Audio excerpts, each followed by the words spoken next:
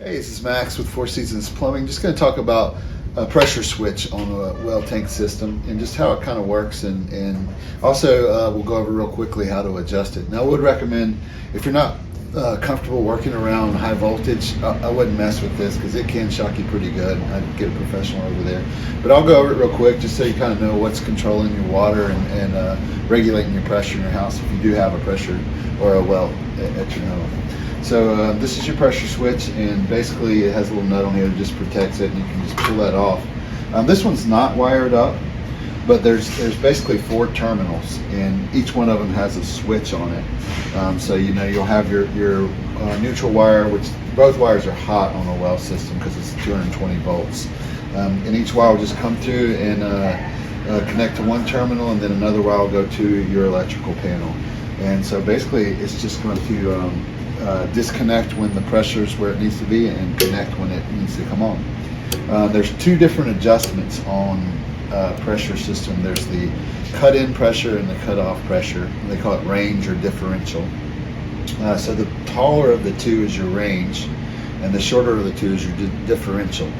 And what this adjusts is the pressure that, when this reads pressure, when it's the minimum pressure that when it kicks on.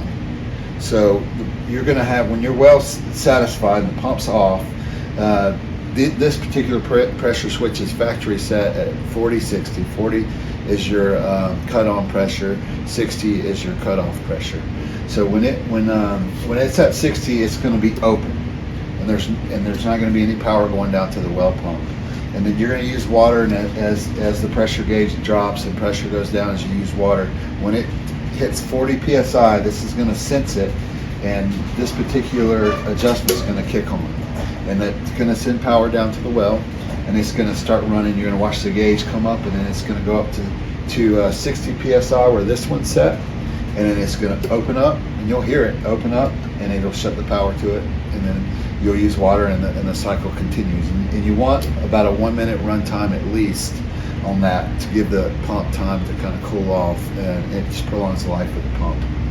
So if you wanted to get more pressure at your house, let's say you just felt like you had limited pressure, these switches come factory set at 30-50 as well, or sometimes people mess with them and adjust them down for whatever reason.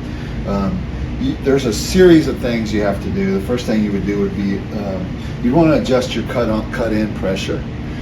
So you can bring it up, and basically you're just turning this clockwise, and the more you turn it, the cut-on pressure will come up.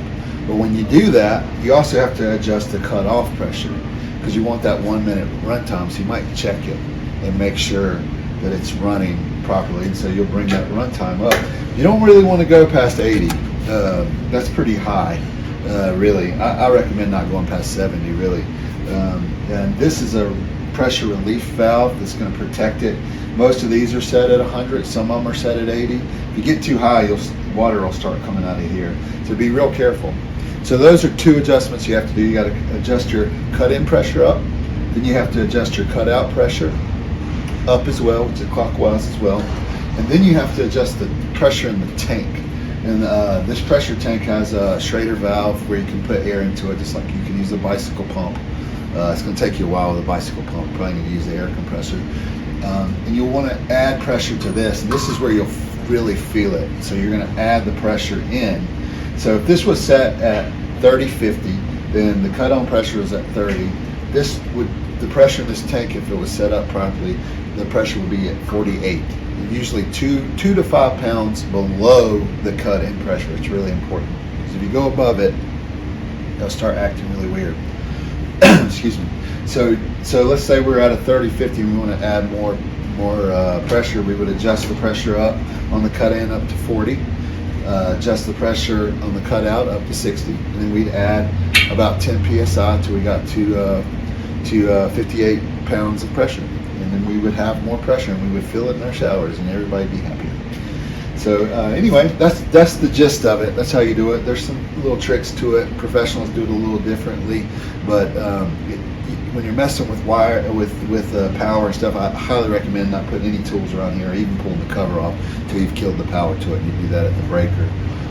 So anyway, if you have any questions or want one of our excellent service techs to come by and inspect your system, make sure the pressure is set up properly, we'd be more than happy to take a look at your system and help you out. I hope this was informative and enjoyable. Have a great day.